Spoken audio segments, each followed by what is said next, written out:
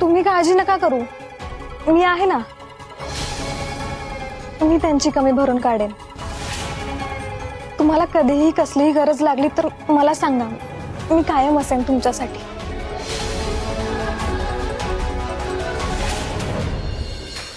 म्हणजे आता तुम्ही माझी कामं करणार का?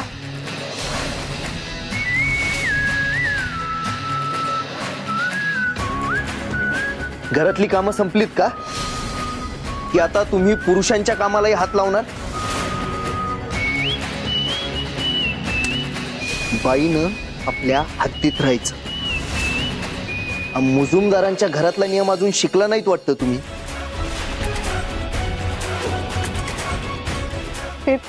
तुमच्यावर कामाचा लोड येऊन तुम्ही त्याचा विचार करायची गरज नाहीये.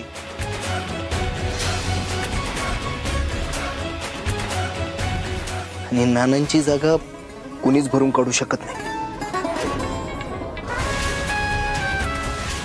धाकलू मालक, काळजी घ्या.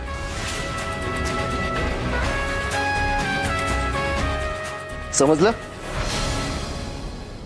या आता.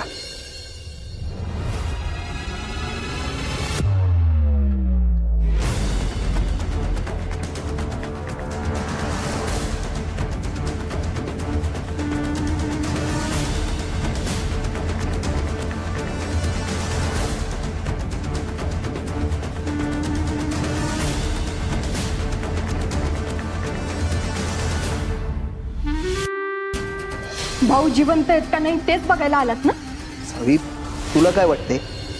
हे सगळं मी केलंय? अहो, अजून किती खोटं बोलणार आहात? पोलिसांच्या तोंडून तुमचं नाव स्वतःच्या कानांनी ऐकलंय मी.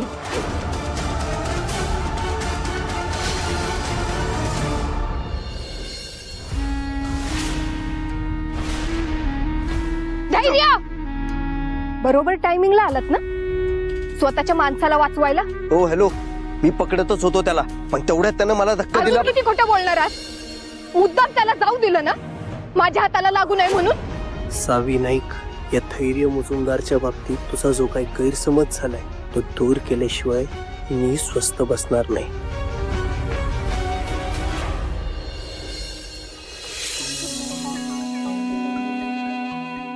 मी सगळं घडवून आणते, फक्त थोडासा धीर धर ना.